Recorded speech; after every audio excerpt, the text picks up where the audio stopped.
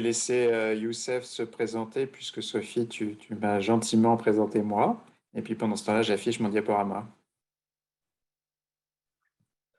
Merci Cédric. Alors bonjour à toutes et à tous, ou rebonjour pour ceux que j'ai vus ce matin à la présentation de l'Accès Santé. Donc je me représente, je suis Youssef Kadri. Je suis vice-doyen étudiant à la faculté de santé en charge de la vie étudiante, mais je suis aussi et surtout étudiant en troisième année de médecine maintenant, après un premier parcours en pharmacie. Et donc là, on va avoir la dernière partie de notre journée porte ouverte de la faculté de santé avec la présentation des études de médecine par Cédric Lemogne. Comme nous le disait Sophie Gilles tout à l'heure, n'hésitez pas à poser votre question sur le module questions-réponses pour qu'on puisse vous apporter des éléments supplémentaires. Merci Youssef. Donc un très bref diaporama, et puis ensuite qui laissera la place à plus d'échanges, bien évidemment, pour vous présenter les études de médecine de façon générale, et en particulier à l'Université de Paris. Je pense que ça a été rappelé dans plusieurs de ces séquences, mais il y a bien sûr un portail Internet avec les informations beaucoup plus détaillées auxquelles vous pourrez accéder sur le portail général de l'Université de Paris et du FR de médecine. Et ce diaporama a été préparé avec le professeur Brigitte Ranck, qui était antérieurement également membre de la commission de pédagogie. Hop. De façon très résumée, ensuite je rentrerai un tout petit peu dans les détails. La deuxième année, qui s'appelle donc le DFGSM2, va conduire jusqu'à la fin du troisième cycle, un parcours qui va pouvoir durer entre 8 ans et demi et 10 ans pour les parcours les plus longs, sans compter donc la filière qui vous a amené à être admis en deuxième année, parfois en troisième année pour les étudiants venus de passerelle, à travers premièrement un premier cycle, donc deuxième et troisième année, un deuxième cycle, 3 années cliniques, DFA1, DFA2, DFA3, et puis le troisième cycle, parfois encore nommé internat.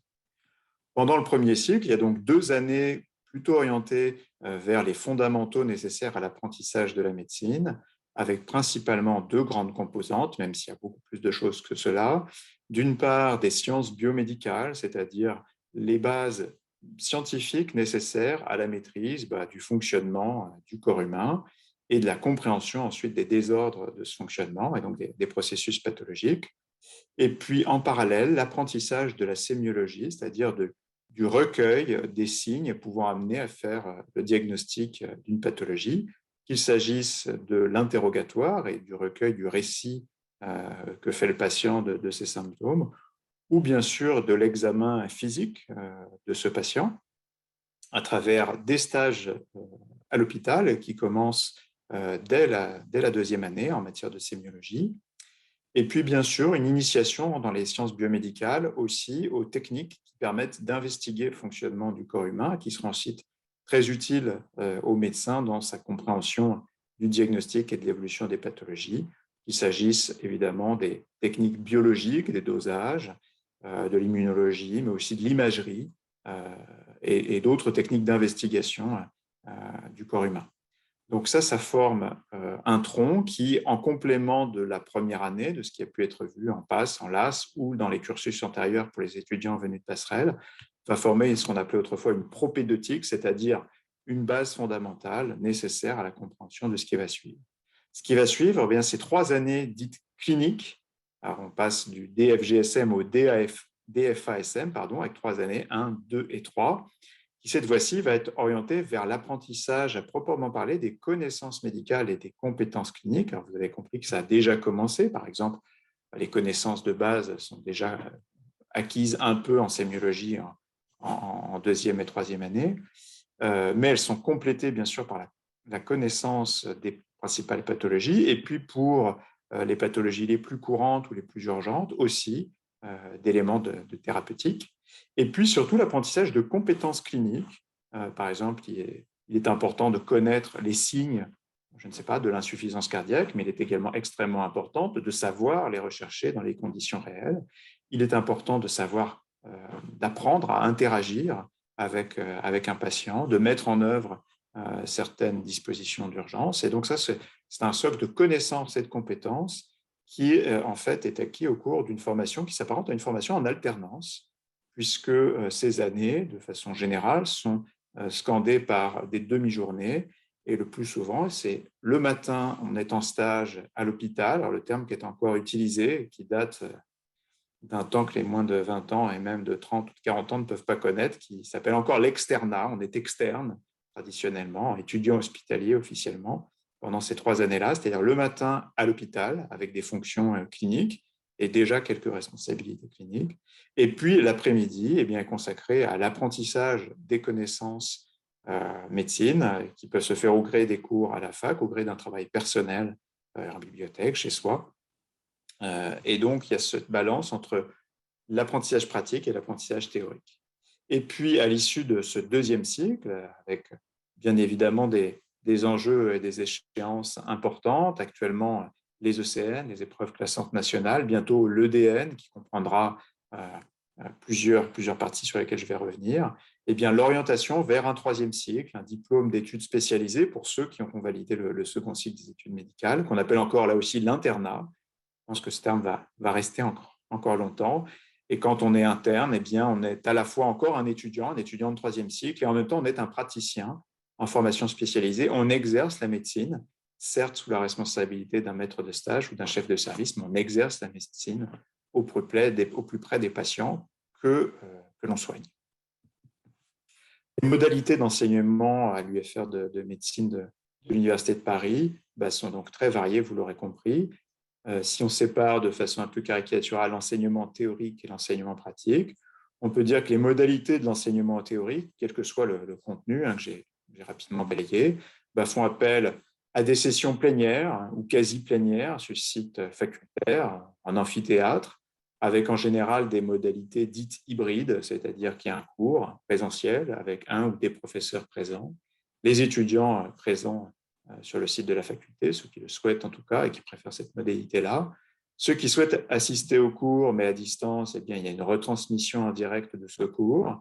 Et puis, par ailleurs, ce cours est enregistré, ce qui permet éventuellement à ceux qui souhaitent utiliser cette modalité eh bien, de le visionner dans un second temps ou de revoir éventuellement une partie plus spécifique de ce cours. Et ensuite, certaines sessions, alors peu importe qu'il s'agisse de travaux pratiques, d'enseignement dirigé, peu importe la dénomination, mais de sessions en sous-groupe sur site facultaire. Et à ce moment-là, évidemment, la présence des étudiants est quasi systématiquement requise pour ces séances en présentiel. Il y a un certain nombre de dispositions et de mise à disposition de matériel pédagogique sur divers supports. Le support privilégié étant la plateforme Moodle, la plateforme Moodle de l'Université de Paris, sur laquelle on peut retrouver en général les supports des cours qui ont été faits en session plénière ou des enseignements dirigés qui ont été faits en ce groupe, mais également des supports qui sont destinés uniquement au e-learning, en particulier des capsules vidéo. Capsules, ça veut dire que théoriquement, ces courtes vidéos doivent pouvoir être visionnées de façon indépendante les unes des autres, pour ceux et celles à qui c'est cette modalité d'apprentissage qui convient mieux. Et puis, il y a le travail sur les référentiels, qui sont soit des référentiels de l'UFR, de l'Université de Paris, pour la deuxième et la troisième année, et toutes les unités d'enseignement du tronc commun disposent d'un référentiel de connaissances, alors bien sûr qui ne permet pas d'acquérir les compétences acquises en stage ou en enseignement dirigé, mais au moins permettre d'acquérir le socle de connaissances nécessaires pour valider ces années. Et puis en second cycle, donc quatrième, cinquième et sixième année, ces référentiels sont en général disponibles au niveau national par le collège ou les collégiales d'enseignants des différentes spécialités. Si on passe à l'enseignement pratique, je vous ai dit, c'est une des particularités comme dans beaucoup de filières de santé, de l'enseignement, c'est que c'est aussi une école, c'est une école professionnelle. Ces enseignements pratiques commencent donc dès la deuxième année, au tout début par un stage infirmier, qui est un stage d'initiation aux missions du métier de soignant de façon plus générale, et parfois pour beaucoup d'étudiants, l'occasion de mettre pour la première fois un pied à l'hôpital et de prendre connaissance de ce milieu si particulier, à la fois familier par les représentations qu'on s'en fait et parfois extrêmement nouveau pour beaucoup d'étudiants. Et puis le stage de sémiologie dont je vous ai parlé en deuxième année, de découverte de la sémiologie, des grands appareils, y compris de la sémiologie paraître un peu contre-intuitif, de la sémiologie normale. Voilà, qu'est-ce que c'est que l'auscultation cardiaque normale, par exemple. Qu'est-ce que c'est le fonctionnement de la mémoire normale. Et puis, rapidement, plutôt en troisième année, un stage d'immersion au sein des services hospitaliers avec la sémiologie, cette fois-ci à proprement parler, des signes pathologiques ou pouvant diriger vers le diagnostic d'une pathologie.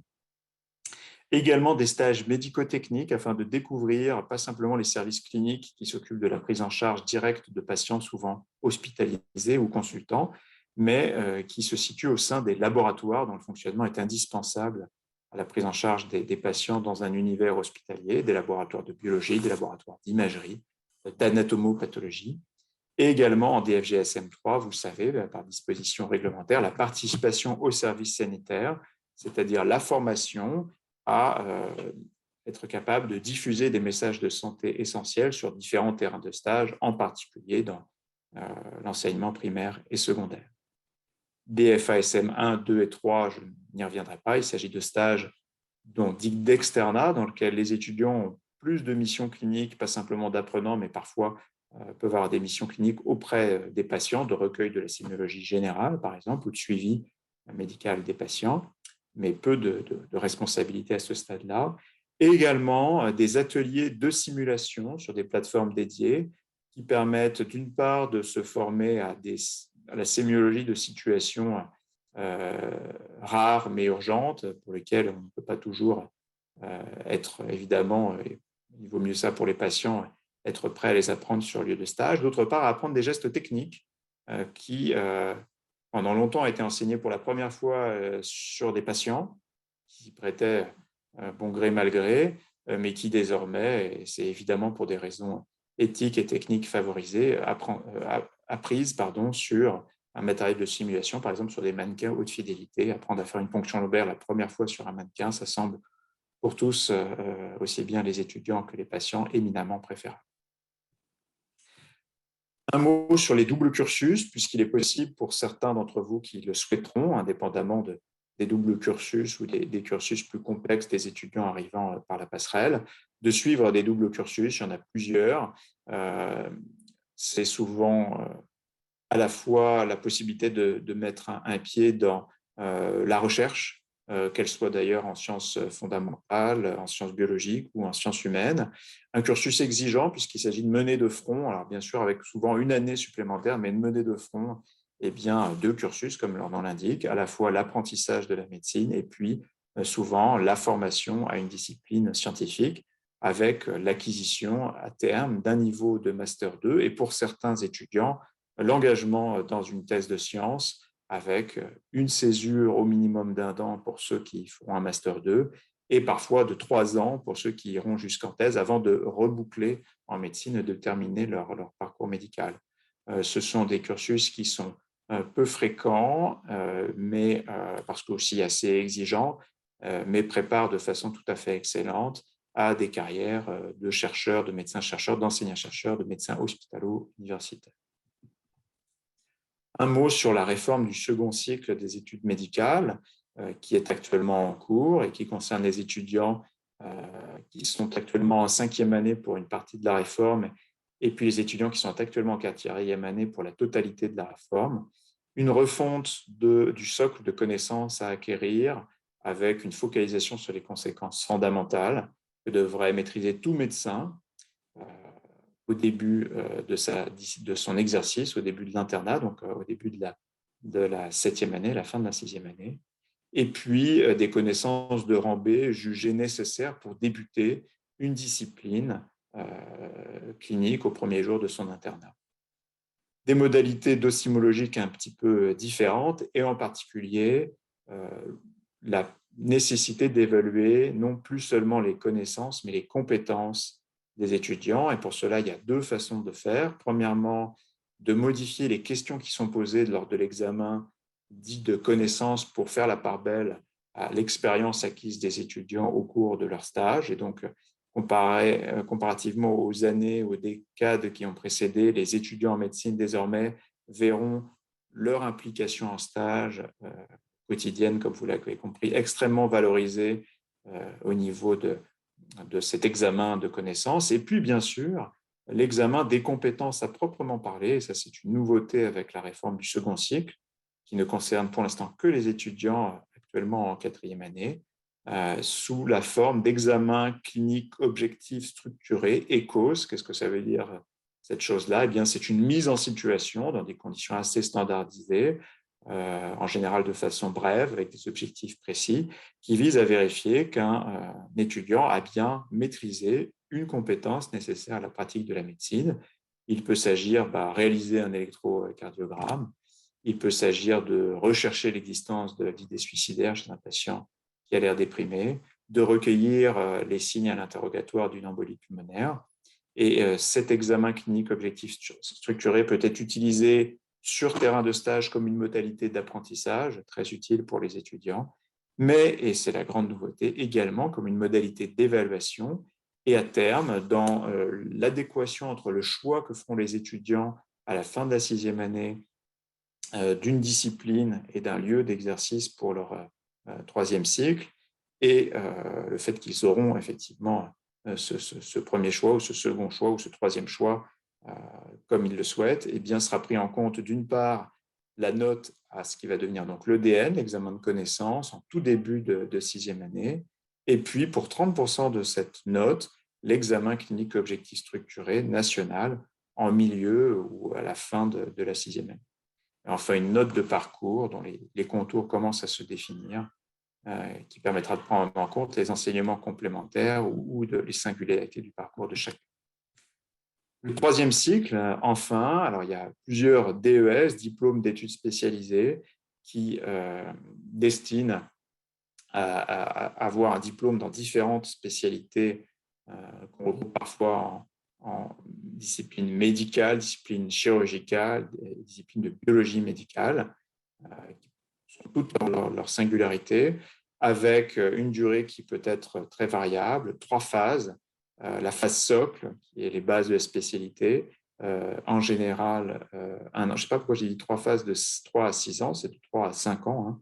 La phase socle dure 1 an, la phase d'approfondissement en fonction des DES de 2 à 3 ans. Elle se conclut par la soutenance de la thèse. Ah oui, je sais pourquoi j'ai mis 6 ans, pardon, parce qu'on peut passer une option ou une FST dans certaines disciplines. Par exemple, moi je suis psychiatre et il est possible que c'est un intérêt pour un psychiatre de passer la FST d'addictologie ou l'option de psychiatrie de l'enfant et de l'adolescence qui peut rajouter 1 an. Et enfin, une dernière année dite de consolidation dans laquelle l'interne n'est plus considéré comme un interne ou tout à fait comme un étudiant hospitalier, mais comme un docteur junior avec des prérogatives qui le préparent à l'exercice de la médecine et à la pleine prise de ses responsabilités. L'exercice de la médecine, c'est difficile de l'envisager tant il peut être diversifié. Ici, c'est Brigitte Rand qui avait comme ça listé un certain nombre de modalités d'exercice extrêmement variées. Au cours de leurs études, pour des raisons liées à la disponibilité des enseignants, les étudiants voient beaucoup l'exercice hospitalier, mais il y a énormément d'exercices différents, qu'il s'agisse d'exercice libéral en cabinet ou en clinique, de médecins salariés de structures comme l'école ou les médecins du travail en entreprise ou la protection maternelle et infantile. Il peut s'agir de médecins biologistes qui vont travailler dans un laboratoire d'analyse biologique, d'enseignants-chercheurs, d'hospitalo universitaires qui auront un pied à l'hôpital, un pied à l'université. Certains médecins exercent comme journalistes, d'autres dans la médecine humanitaire, d'autres encore que dans des institutions de santé publique, etc. etc. Vous l'aurez compris, la formation à la médecine permet d'aboutir à des carrières extraordinairement diversifiées. C'est ce qui en fait toute la richesse et une grande partie de l'intérêt. Les études de médecine sont des études exigeantes et la profession médicale est également une profession exigeante. Bien sûr, ces contraintes sont très diverses en fonction de ce type d'exercice. En matière de temps de travail, la plupart des médecins travaillent quand même beaucoup, largement au-delà des maximums de la législation. Certaines disciplines demandent une grande disponibilité et donc de savoir jongler entre vie professionnelle et vie personnelle en termes de garde, d'astreinte, par exemple. La responsabilité ou la pression peuvent être élevées, évidemment, puisque ce dont il est question, c'est la santé des personnes, et donc ce n'est pas du tout anodin. En tout cas, c'est moins anodin que cela pourrait l'être dans d'autres métiers, bien évidemment. termes de contraintes, malheureusement, ceux d'entre vous qui choisiront la médecine, mais je pense que c'est vrai dans d'autres filières de santé, vont passer un certain nombre de temps à réaliser des tâches administratives. J'espère moins dans le futur, mais les années passées ont suggéré que ce n'était pas tout à fait le cas. Et ça, c'est un peu étonnant quand on a imaginé, on s'est forgé une représentation d'exercice de la médecine. Les contraintes financières peuvent être très variables en fonction de vos modalités d'exercice. Et puis, évidemment, le choix de la spécialité et du lieu d'exercice dépend encore de ce qui reste, malgré tout, même si le terme a disparu, un concours. Quelques idées reçues et idées fausses. Premièrement, qu'une fois en DFGSM2, on serait libre de choisir ce que l'on veut. Non, le parcours en médecine est assez exigeant. Deuxième idée préconçue, la deuxième ou la troisième année, ce ne sont pas importantes ou sont faciles. C'est une idée conçue, mais par exemple, il y a assez peu de taux de redoublement par rapport aux étudiants qui arrivent en deuxième année, mais c'est la deuxième année pour laquelle il y a le taux de redoublement peut atteindre 6-7%, ce qui n'est pas rien et ce qui est supérieur à ce qu'on observe les autres années. L'exercice libéral est un exercice libre. Non, l'exercice libéral est extrêmement contraint sur le plan réglementaire. La médecine est un métier financièrement très rentable. Il y a de grandes disparités d'une discipline à l'autre et je ne crois pas que ce soit le meilleur moyen de gagner beaucoup d'argent. Bon, j'exerce peut-être la discipline la moins rémunérée, donc je suis mal placé pour en parler, mais en tout cas, non, ce n'est pas forcément le meilleur moyen au prorata du travail, du temps de travail, de gagner beaucoup d'argent. Le médecin est maître de la relation avec son patient. Non, le médecin n'est pas maître de la relation avec son patient. Le médecin n'est qu'une des parties de la prise en charge du patient et doit s'envisager comme quelque chose d'assez décentré. Je pense que j'ai terminé avec cette présentation générale. Vous avez une idée, je crois, des qualités requises pour bien exercer une profession médicale, mais ces qualités peuvent se forger, s'acquérir, et en fonction des modalités d'exercice ou de la discipline que vous choisirez, eh bien, vous pourrez développer, utiliser certaines de ces qualités, ou au contraire, choisir une discipline dans laquelle vous n'êtes pas pris en défaut par le fait que pour certaines de ces qualités, vous vous sentiriez un peu plus en difficulté. Je pense que j'ai terminé avec cette présentation très générale. Je vais laisser la parole aux autres intervenants et bien sûr, je suis disponible pour tous les échanges.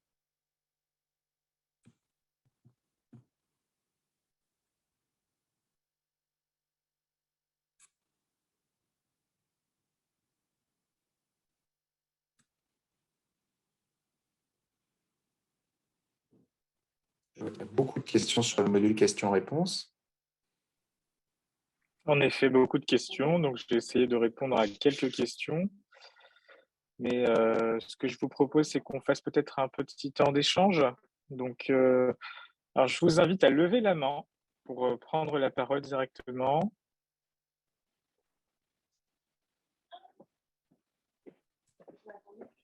Alors.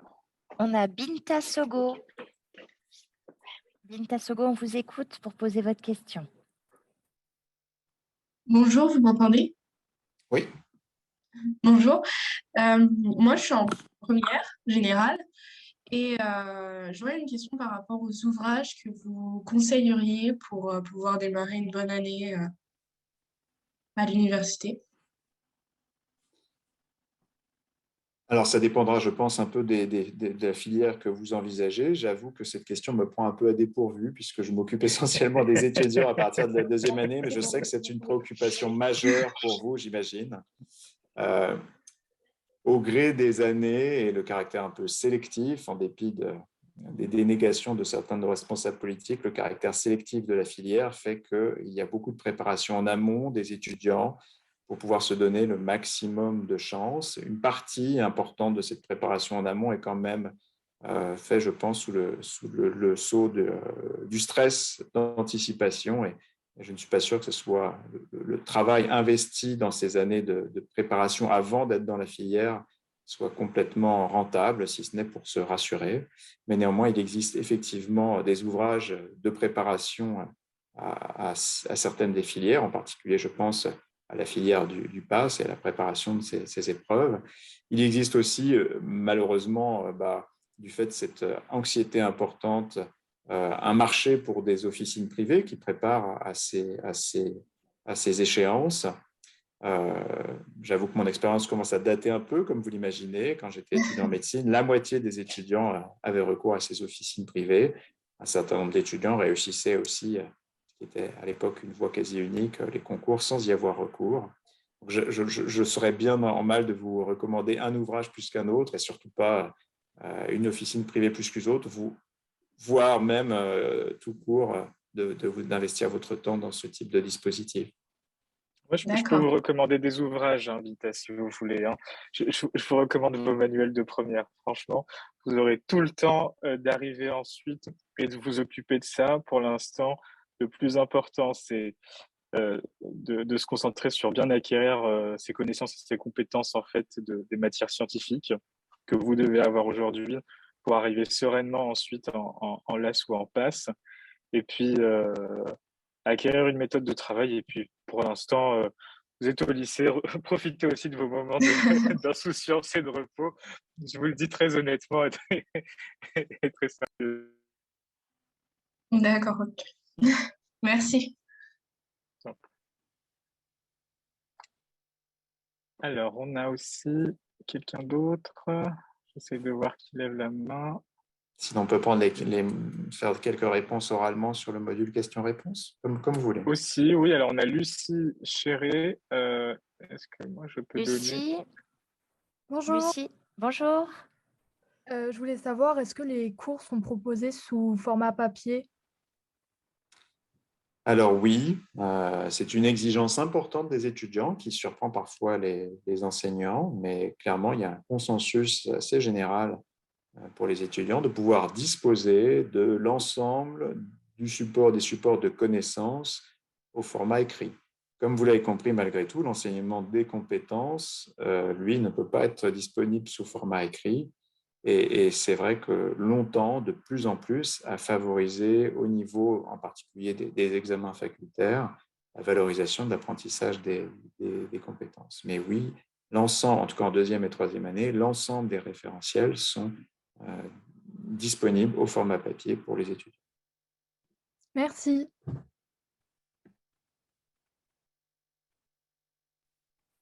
Ça se compte en millions de pages. Alors, on a José qui lève la main. José Parada, Merci. bonjour.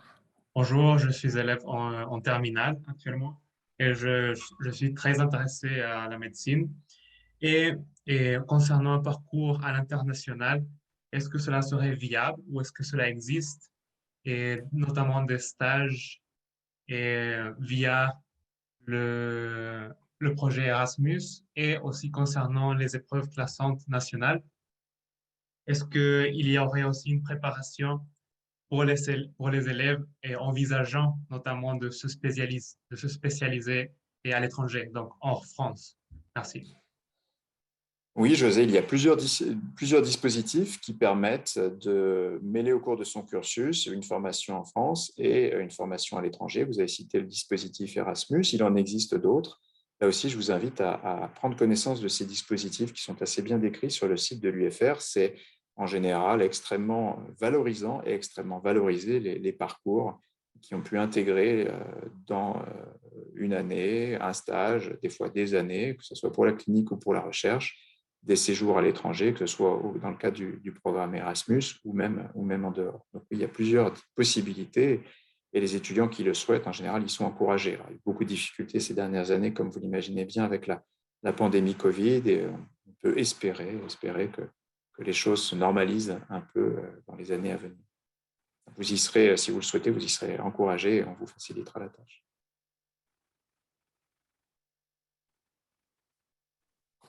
Alors, on laisse la parole à Lila. Bonjour Lila, nous entendez-vous? Bonjour. Vous m'entendez? Oui. Ah ok, d'accord, super. J'avais des questions par rapport à la spécialisation quand on veut devenir médecin-chercheur.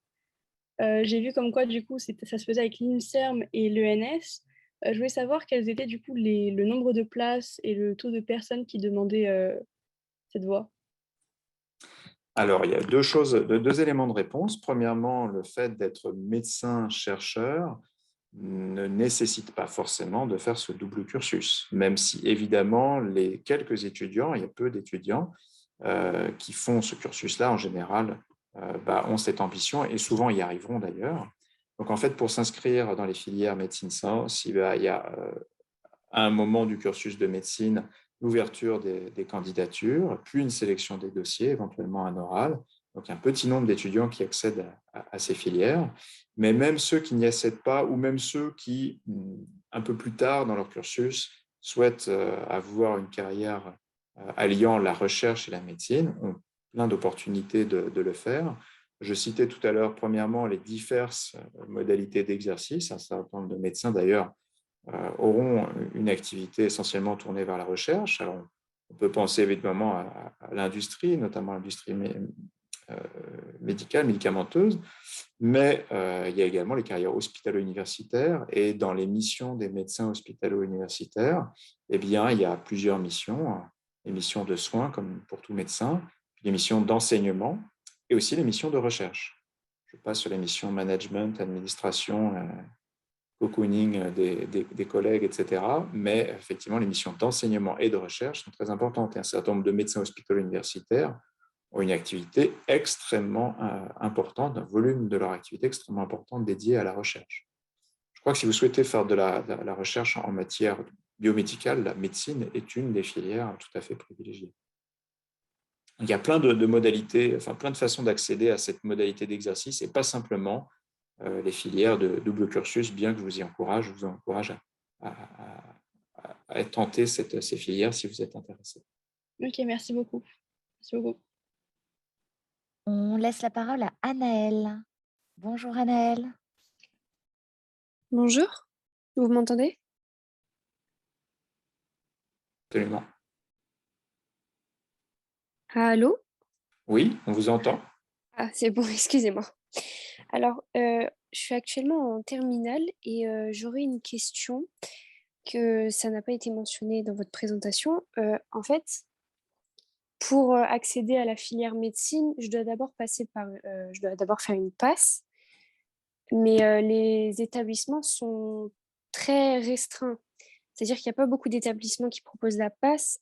Donc, est-ce que je peux faire une première année et ensuite me réorienter dans un autre établissement pour poursuivre ma filière?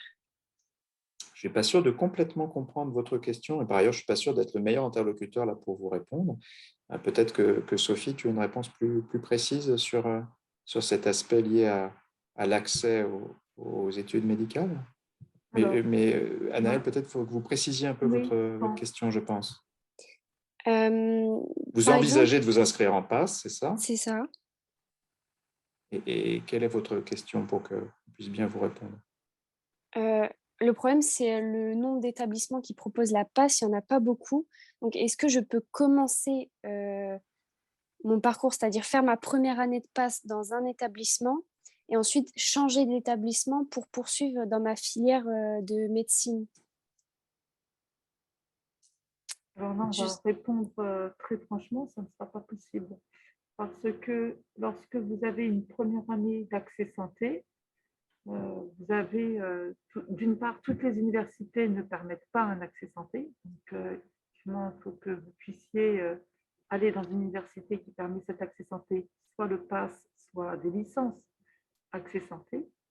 Et une fois que vous êtes dans un PASS dans une université, vous êtes rattaché à cette université pour accéder en général à la filière de médecine parce que s'il y a au moins une filière de santé dans une université avec accès santé, c'est la médecine.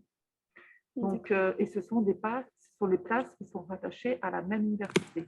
C'est-à-dire qu'avec un pass d'université, vous ne pouvez pas accéder à la deuxième année de santé d'une autre université. D'accord. C'est bon? Oui, c'était ça ma question.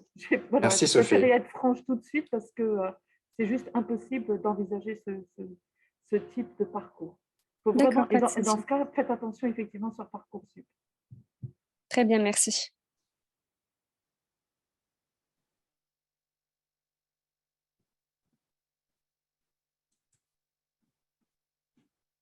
Est-ce que Youssef, J'ai vu une autre question. Il y a des questions par rapport aux stages.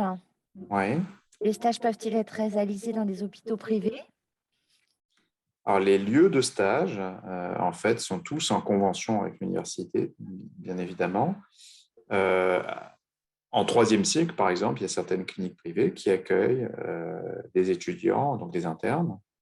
Est-ce qu'on a des structures privées à but non lucratif? Oui, en convention avec l'université. Est-ce qu'on a des structures privées à but lucratif? Je ne crois pas. Mais en tout cas, les lieux de stage ne sont pas libres. Les lieux de stage sont définis par les conventions qu'a nouées l'université avec ses terrains. Et puis ensuite, il y a un choix qui est organisé parmi des lieux de stage existants proposés aux étudiants. Très bien, merci. Je laisse la parole à Laurence. On a 7 personnes. Laurence, bonjour. Laurence, est-ce que vous nous entendez? On n'a pas de micro. Je laisse la parole à Nour. Bonjour Nour. Oui, bonjour, c'est la maman en fait. Vous m'entendez? Oui, Oui. bonjour. Oui, bonjour. Je voulais juste savoir en fait si l'université de Paris se distinguait par des spécialités, enfin, elle avait des distinctions particulières en termes de spécialité par rapport à d'autres universités en France. Pour l'université de Paris, vous voulez dire à l'issue de… À la suite en spécialité, à la suite de deuxième année du concours national du moment.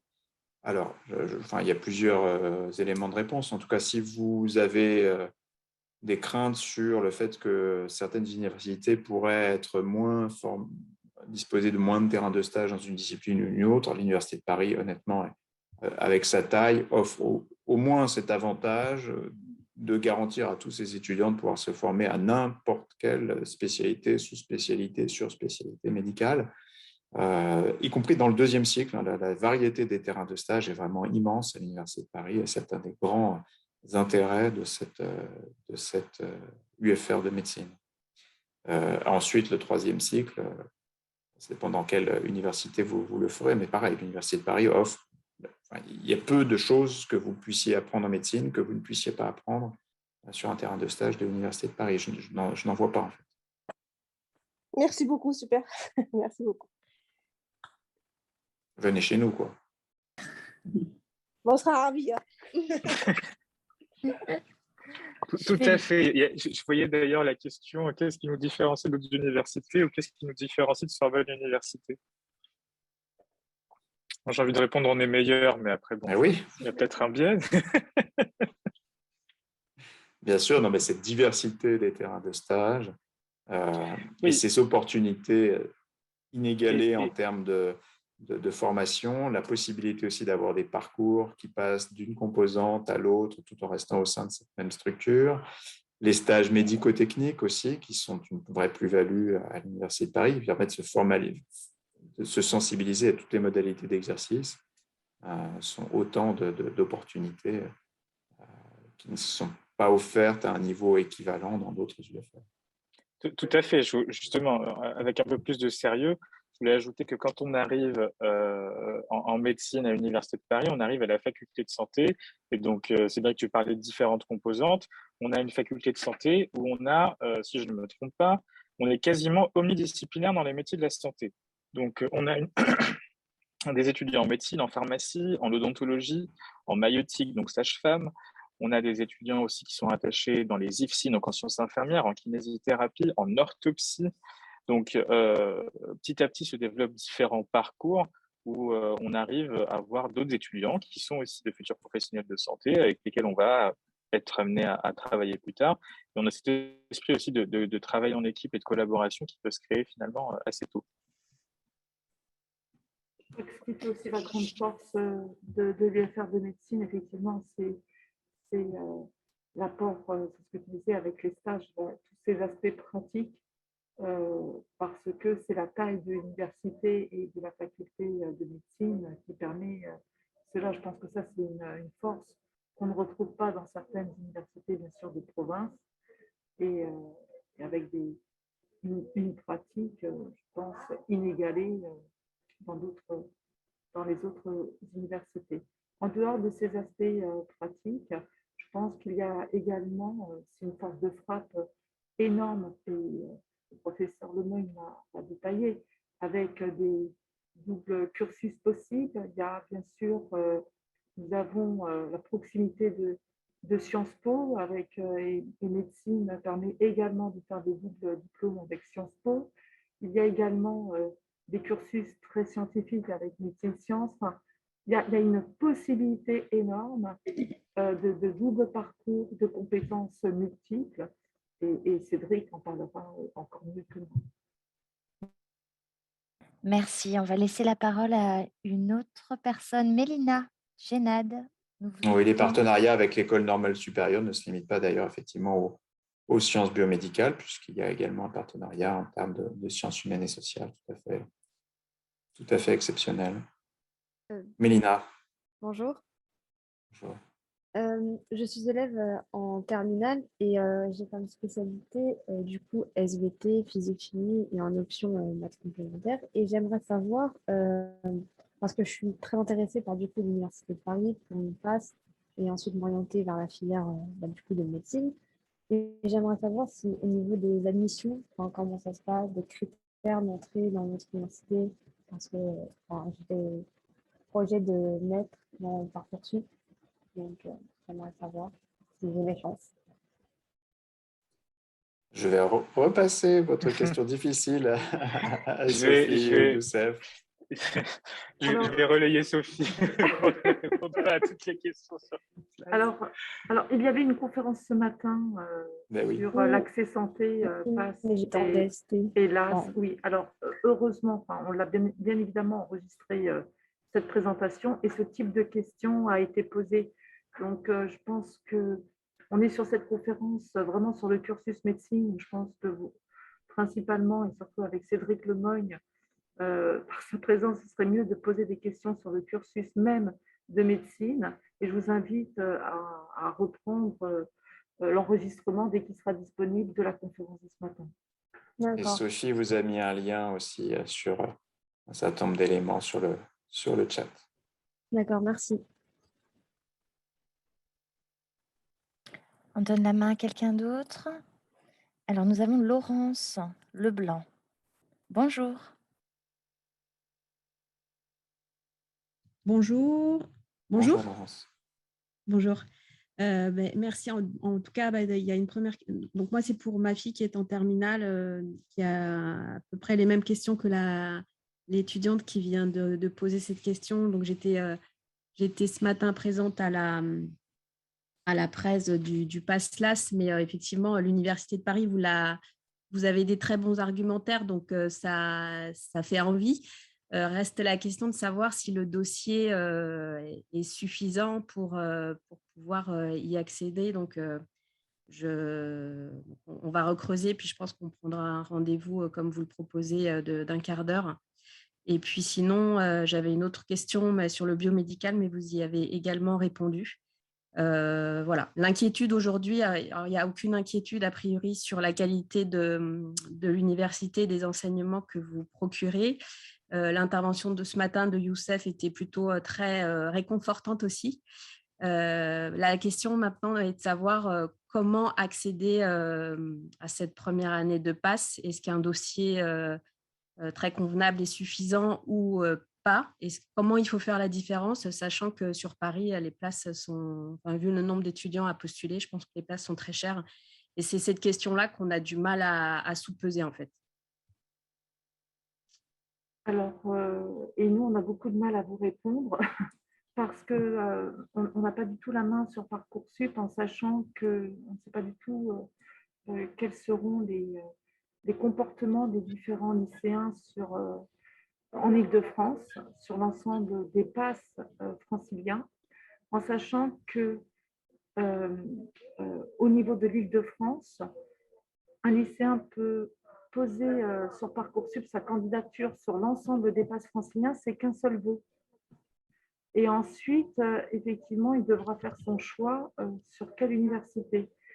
Donc, c'est une fois qu'on saura exactement le nombre de candidats qu'il y a sur Parcoursup dans chaque université et de voir quel est bien sûr le classement de votre enfant sur le pass de telle ou telle université, Je pense que c'est à ce moment-là que vous pourrez vraiment faire un choix éclairé pour savoir s'il a plus de chances d'aller dans ce poste ou dans un autre. Mais à l'avance, nous, on ne peut pas du tout vous dire quels seront les différents comportements des lycéens si vous candidatez à l'Université de Paris sur l'ensemble des universités franciliennes ou pas.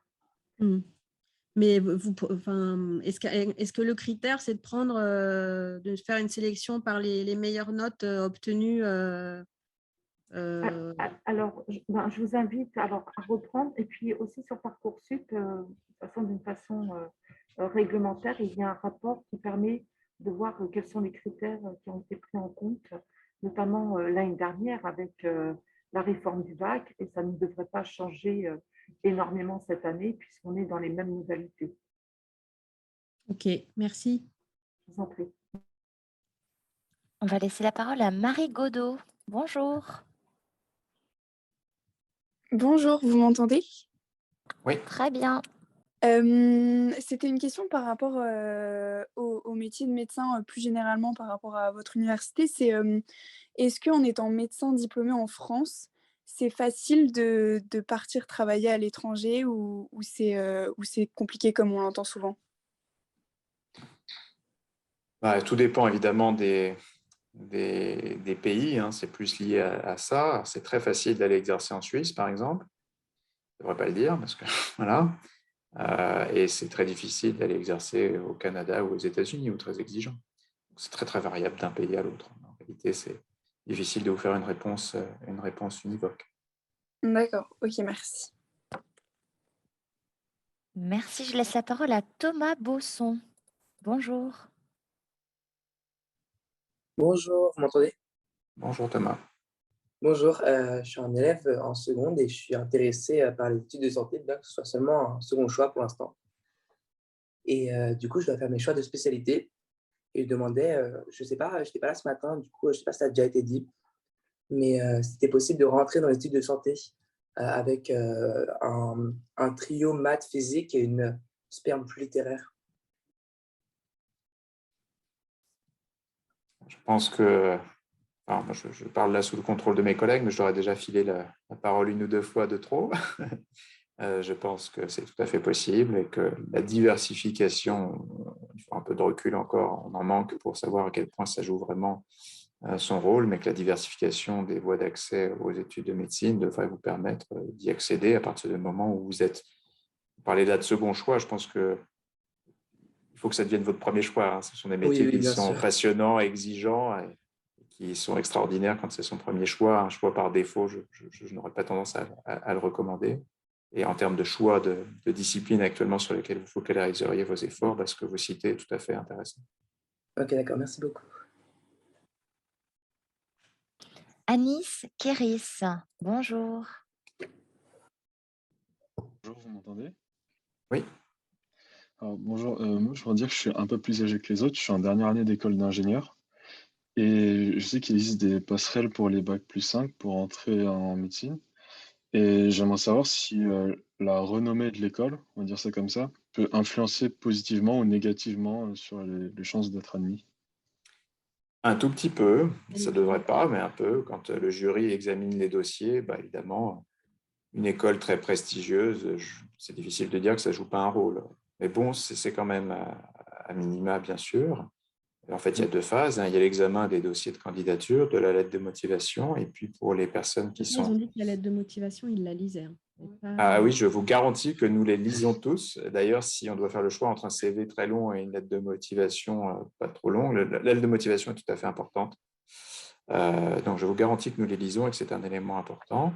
Et bon, voilà, oui, bien sûr, les écoles les plus prestigieuses, je ne peux pas dire que ça n'a pas une petite influence. Mais enfin, ce n'est pas le critère déterminant. Et puis, notamment, ce n'est plus le critère déterminant à partir du moment où vous êtes sélectionné pour l'oral. À l'oral, ce qui compte, c'est vraiment votre prestation et l'impression que vous donnerez au jury à ce moment-là. Donc, c'est utile pour arriver à l'oral. Et puis ensuite, honnêtement, je ne crois pas que ça joue un grand rôle.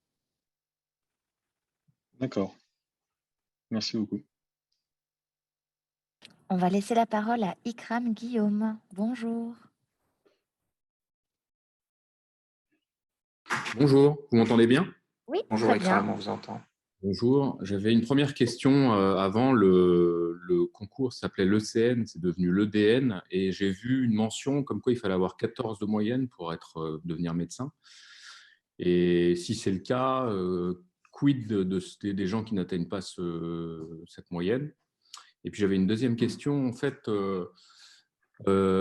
désormais, maintenant, pour candidater sur une fac de médecine, il y a une sectorisation. Donc, si j'habite en Île-de-France, je ne peux plus candidater ou je ne peux pas candidater à Grenoble, par exemple.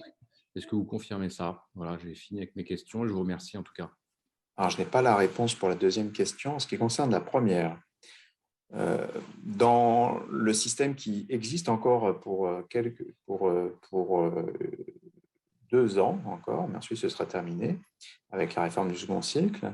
Si vous arrivez à l'ECN et puis que vous jouez à Candy Crush pendant 3h30, et que vous avez 0 sur 20, vous pourrez choisir une spécialité particulièrement mal choisie, je ne dirais pas lesquelles, mais c'est encore possible d'entrer en 3e cycle avec des notes égales à 0 sur 20 à l'ECN.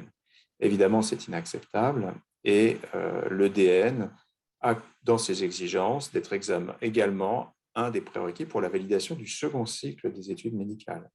C'est-à-dire que pour entrer dans le 3e cycle, avant que la note puisse être prise en compte dans le classement en fonction de la discipline et du lieu que vous souhaitez, eh bien, il faut d'abord atteindre un prérequis. Alors, la note de 14 sur 20 que vous citez, c'est pour les questions dites de rang A. Vous savez, je vous ai montré tout à l'heure, il y a des questions qui sont essentielles, tout ce que doit maîtriser tout médecin, quel qu'il soit. Donc, qu'est-ce que doit maîtriser un ophtalmologiste en psychiatrie, par exemple? C'est ce système de rang A de psychiatrie qui doit être maîtrisé par tout le monde et réciproquement. Donc ça, effectivement, ce qui est attendu des étudiants pour valider cet examen, c'est 14 sur 20. Et les autres, c'est la moyenne. Et ensuite, vous posez du coup une question qui est une question difficile qui, à mon sens, n'est pas résolue, ni complètement, même s'il est anticipé, complètement résolue. Quid de ces étudiants des étudiants qui éventuellement ne parviendraient pas à entrer dans le 3e cycle à l'issue de leur second cycle du fait de ces exigences. Et je ne crois pas pour l'instant qu'il y ait de réponse tout à fait claire à cette question-là. Et il y a la deuxième question que vous posez sur la sectorisation. Ça, j'avoue que je ne saurais pas vous répondre. Pour la sectorisation, ce n'est pas une sectorisation stricte. Alors, Sophie va me corriger si je me trompe, mais c'est encore possible d'aller d'une académie à l'autre. C'est peut-être moins facile, mais c'est encore possible. Alors, vous parliez de la sectorisation pour Parcoursup ou Passerelle? Parcoursup, je crois. Parcoursup? Oui, tout à fait, Parcoursup. Ouais. Alors, il n'y a pas de vraie sectorisation. Alors, après, je pense que ce sont les académies, les rectorats qui regardent de près, effectivement, quand même, si les lycéens de la région sont bien. En tout cas, on leur a fait une proposition dans la région, en tout cas, bien sûr, dans une université rattachée de près à un département ou à une région. Mais je crois qu'effectivement, c'est tout à fait possible d'avoir des candidatures d'étudiants qui viennent d'autres régions. Mais on en a, je crois, chaque année. C'est tout à fait exceptionnel. En général, les étudiants restent dans leur région, sauf cas particulier. Mais c'est extrêmement rare. Mais c'est ce que vient de dire Youssef, hein, c'est possible, mais ça reste quand même tout à fait de façon, je dirais, tout à fait anecdotique, hein, au niveau de la capacité d'accueil. Nous n'en avons pas beaucoup qui viennent effectivement de province. Sophie, Youssef, je vois qu'il reste que quelques minutes. Est-ce qu'on essaie de passer en revue parce qu'il y a plus de 100 questions sur le module questions-réponses. On essaie de passer en revue certaines de ces questions. Ça vous va? Je les prends au vol là en répondant au direct. Allons-y. Alors, il y a une question sur les passerelles possibles pour intégrer les études de médecine. Ça a été un petit peu mentionné. Alors, il y a de façon très générale certaines filières particulières, de façon très générale tous les niveaux master, on va dire. et puis certaines filières particulières qui peuvent avoir accès au dispositif de passerelle qui est en 2 étapes, le dépôt d'un dossier. Si ce dossier est retenu, un examen oral, et ensuite il y a un certain nombre d'étudiants qui, par défaut, arrivent en médecine en 2e année et de temps en temps, comme ça a été mentionné, en 3e année. Comment influe le classement à l'ECN et bientôt à l'EDN dans le choix de la spécialité?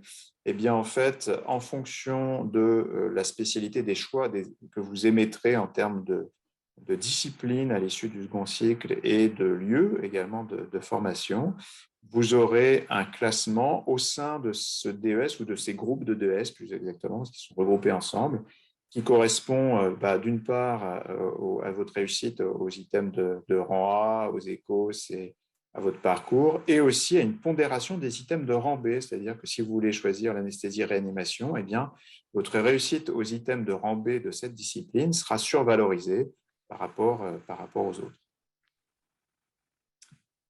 Ensuite, à partir de la 2e année de médecine, peut-on faire des stages à l'hôpital? Je pense que j'y ai répondu. Ce n'est pas que peut-on faire des stages à l'hôpital, c'est tout à fait obligatoire dès la 2e année de médecine. Stage infirmier, stage de sémiologie, stage médico-technique, re-stage de sémiologie, et puis ensuite les stages hospitaliers tous les matins de la 4e à la 6e année. Les ouvrages conseillés pour commencer en passe, je passe. Est-ce que le choix de notre spécialité est seulement déterminé par notre classement? Alors, le choix de spécialité est déterminé d'abord par votre choix, vous, ce que vous avez envie de faire, et souvent déterminé par votre expérience au gré des stages à l'hôpital. Certaines spécialités sont extrêmement exigeantes en termes de niveau de classement, d'autres sont tout à fait accessibles à des classements plus moyens. Et puis, il faut savoir qu'avec la réforme du second cycle, on espère quand même qu'il y aura un grand panachage. Alors, certainement, les étudiants les plus costauds, ils seront bien classés, quelle que soit la discipline qu'ils peuvent demander, mais d'autres auront fait peut-être le choix de bosser particulièrement les items de rang B des disciplines qu'ils envisagent et pourront avoir un classement peut-être plus favorable pour ces disciplines auxquelles ils se prédisposent et peut-être moins favorable pour celles qui les intéressaient moins. Mais c'est d'abord votre envie qui doit déterminer votre choix, bien sûr. Alors, ensuite, il y en a beaucoup.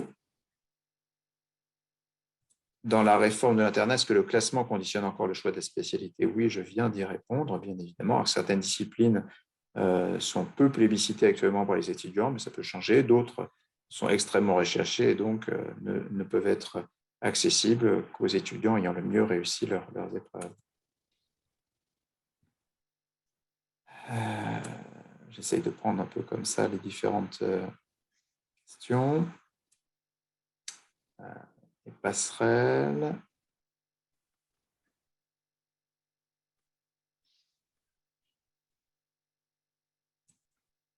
Les examens sont-ils plus du rédactionnel ou QCM? Il y a eu une évolution vers le tout QCM ces dernières années qu'on pense être préjudiciable, qu'on pense au niveau local et au niveau national préjudiciable aux modalités d'apprentissage des étudiants. La réforme du second cycle prévoit qu'il y ait des QCM un peu plus intelligents que ceux qui sont utilisés actuellement, et puis aussi d'autres modalités comme des questions courtes ou même d'autres modalités de réponse comme le fait de pointer une zone particulièrement significative sur une image, etc. Donc, dans le second cycle, on revient à des choses qui donnent plus de place à l'évaluation du raisonnement. Et en premier cycle, le rédactionnel est peut-être tout à fait possible et parfois tout à fait plébiscité dans certaines unités d'enseignement. Je pense qu'il faut qu'on s'arrête. Je crois qu'on a dépassé le temps. Oui, il est 17 h, donc je pense que faut qu'on rende le créneau au suivant. Je ne sais pas si on a des suivants. Alors, on me dit qu'on a encore 2-3 minutes si on peut répondre à 2-3 questions. Alors, je prends d'autres questions encore. Voilà. Ça, tu as répondu.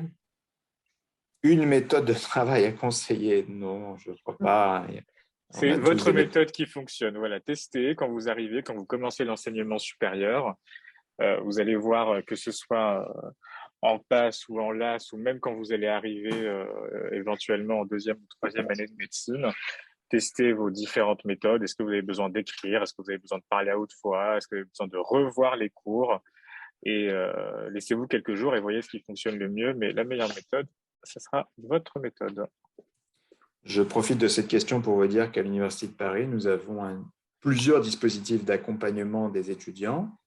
Un dispositif qui s'appelle le tutorat, qui est plutôt a priori dédié aux étudiants qui rencontreraient des difficultés, qui est proposé d'ailleurs assez systématiquement pour les étudiants qui ont des difficultés à valider leurs examens facultaires, et ceux de la 2e à la 6e année, sous la forme de la proposition d'un tuteur qui va, en général, n'a pas plus qu'un ou deux étudiants à s'occuper, à coacher, et va vous accompagner, vous aider éventuellement à choisir la discipline, la méthode qui vous convient le mieux.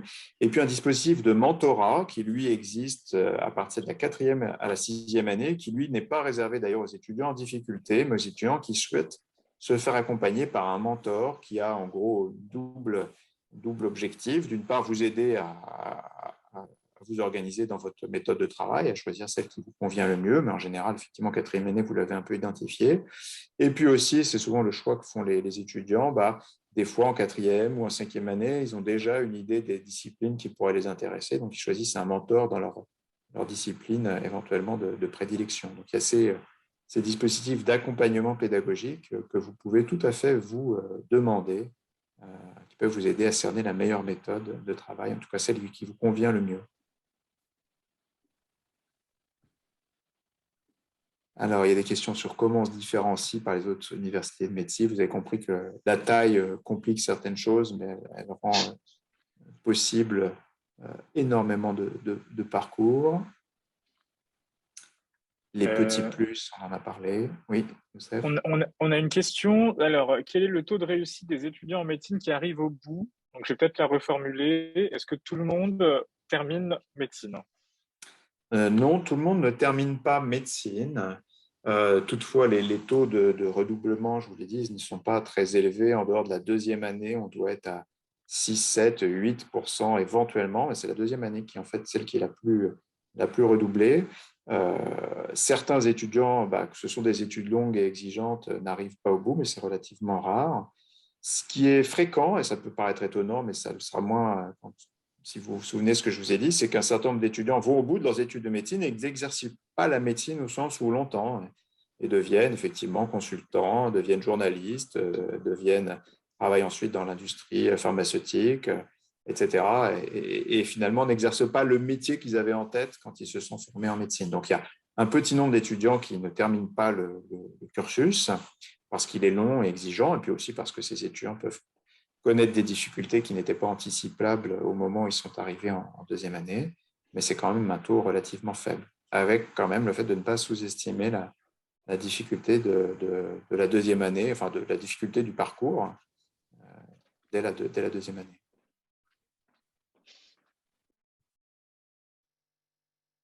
Et puis comme je vous l'ai dit, il y a des dispositifs de détection et d'aide précoce aux étudiants qui seraient en difficulté.